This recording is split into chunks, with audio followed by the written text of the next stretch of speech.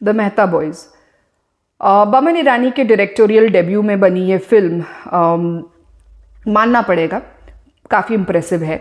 Film में बमन ईरानी जो है वो शिव मेहता का रोल निभा रहे हैं। फिल्म को लिखा भी उन्होंने ही है और फिल्म में जो स्क्रीन प्ले राइटिंग का काम है बमन ईरानी के साथ अलेक्जेंडर डिनेलारिस इन्होंने किया है। मैं बता दूं आपको अलेक्जेंडर डिनेलारिस कौन है। अलेक्जेंडर डिनेलारिस एक्चुअली हॉलीवुड से है और इनकी फिल्म आई थी 2014 में। मतलब he is not an actor, ये एक स्क्रीन प्ले राइटर है। ये राइटर है। बर्डमैन मूवी आई थी 2014 में, उसकी screen play original screen play के लिए 4 लोगों ने अवार्ड जीता था, ऑस्कर्स एकेडमी अवार्ड, और उसमें से एक व्यक्ति ये भी थे। तो अलेक्जेंडर डिनेलारिस ने बमन ईरानी का साथ दिया है स्क्रीन प्ले लिखने में और I tell you they've done a wonderful job in my opinion. तो बमन ईरानी प्ले कर रहे हैं शिव मेहता का कैरेक्टर। उनका बेटा Amay Mehta played by Avinash Tiwari and बेटी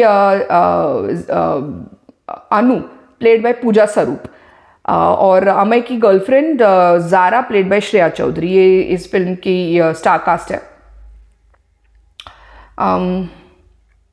अब होता ये है कि ये जो मूवी है ये बाप और बेटे के स्ट्रेन्ड कॉम्प्लिकेटेड एज दे से इन द मूवी ट्रिकी रिश्ते की गहराइयों की बारकाइयों को पोर्ट्रे कर रही है। हमको डेप्थ करके बताया गया है एंड बहुत अच्छे से बताया गया है।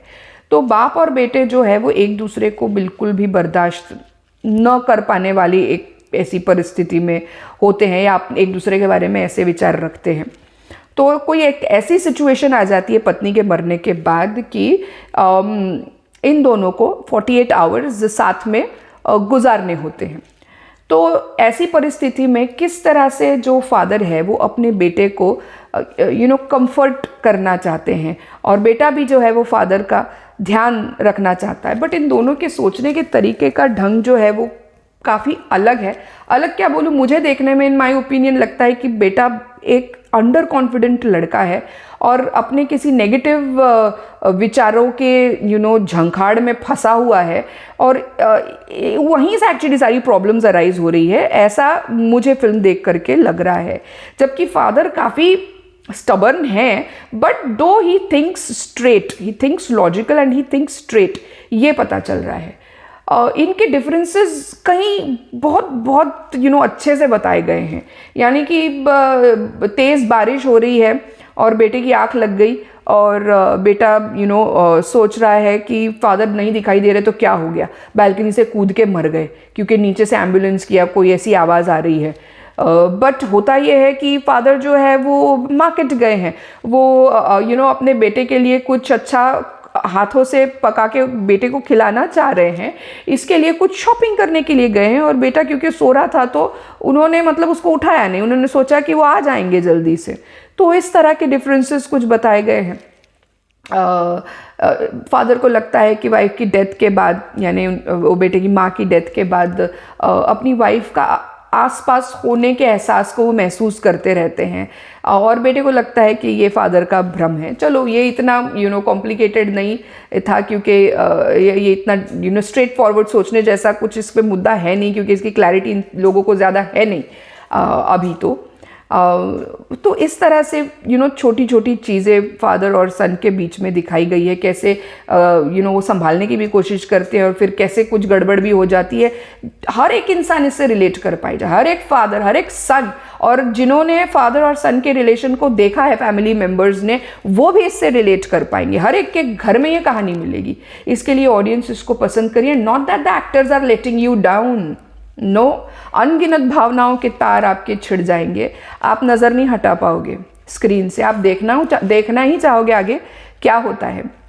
तो इस तरह से एक बार होता है कि सिचुएशन आउट ऑफ कंट्रोल हो जाती है एंड फादर का पासपोर्ट भी खो जाता है एंड ही जो प्लान किए होते हैं कि उनको अपनी बेटी के पास अमेरिका जाना होता है वो नहीं जाना हो पाता है and he returns back to his native place Navsari Gujarat में, और वहाँ पे वो क्रिकेट खेल रहे होते। फिर भी अलग तरीके से ऐसे बताया जाता है कि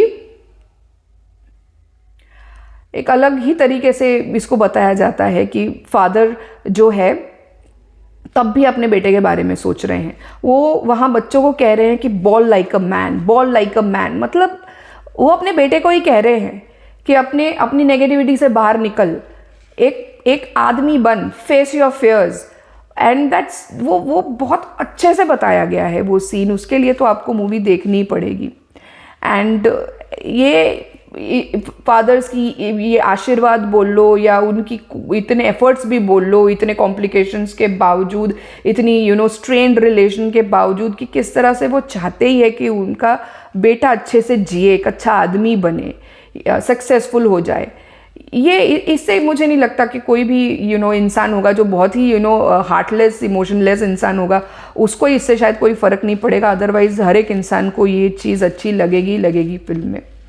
एंड देन होता भी ये है, ऐसा भी नहीं है कि कई बार फिल्म डार्क ही चल रही है तो डर लगता है कि क्या मतलब अनहैप्पी एंडिंग होगी यार, क्या होगा यहाँ पे। बट नहीं, ये फिल्म हैप्पी एंडिंग दे रही है, ऑडियंसेस को खुश कर रही है, बिल्कुल भी हमको ऐसे डिस्पेयर में नहीं छोड़ रही है।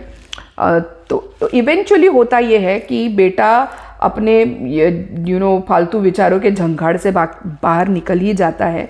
और उसके ऑफिस में भी जो उसकी एक इमेज बनी हुई रहती है कि ये अपनी थॉट्स ठीक से एक्सप्रेस नहीं कर पाता है, ये अंडर कॉन्फिडेंट है, अपने डिज़ाइंस मतलब कभी प्रेजेंट नहीं करता है। और फिर किस तरह से एक बार वो हिम्मत करके प्रेजेंट कर भी देता है तो उसको उसके सीनियर्स आउटरीजियस लैंग्वेज में रिजेक्ट कर देते हैं।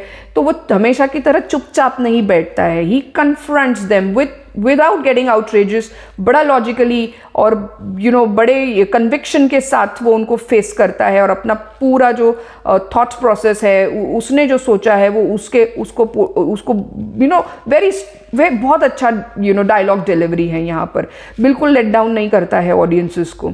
एंड और मुंबई के बैकड्रॉप में इसको सेट किया गया है। तो जब भी हिंदी फिल्में बनी है जो मुंबई के बैकड्रॉप में, मुंबई को बैकग्राउंड में रखते हुए बनाई गई है, वो हमेशा खूबसूरत और बहुत इंटरेस्टिंग लगी है। फ्रॉम रॉकेट सिंह से, वेकअप सिड से ले लो, एंड सत्या से ले लो जो अंडरवर्ल्ड के ऊपर बनी हुई पिक्चर है, या इवन रिसेंट में हमने देखा था ओके जानू।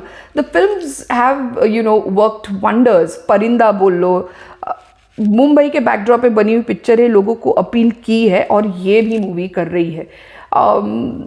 मुंबई का आर्किटेक्चर दिखाया गया है कि मतलब अभी कैसे ग्लास एंड स्टील जैसे न्यूयॉर्क, लंदन के हर एक चौराहे पर मिलने वाली बिल्डिंग्स मुंबई में भर चुकी है मुंबई उससे। वहीं कहीं पर पुरानी बिल्डिंग्स, पुराना आर्किटेक्चर भी दिखाई दे रहा है।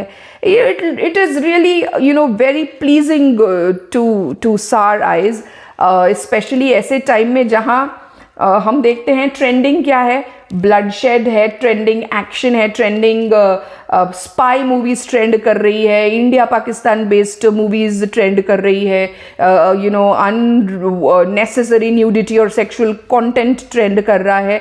इस सब के बावजूद भी एक ऐसी रिश्ते के ऊपर based movie, guys I tell you, ये स्टैंड आउट कर रही है and it's a must watch.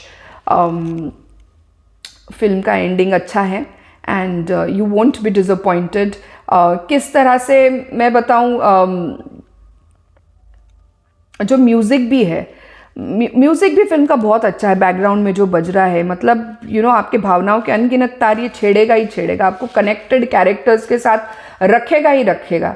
बिगड़े हुए रिश्ते जब संवरने का रुख पकड़ लेते हैं, और फिर किस तरह से फादर के आशीर्वाद से बोल लो, कि फादर के प्रयासों से भी बोल लो, किस तरह से वो बेटे को एक उसके विचारों की मुश्किलों से बाहर खींची निकालते हैं।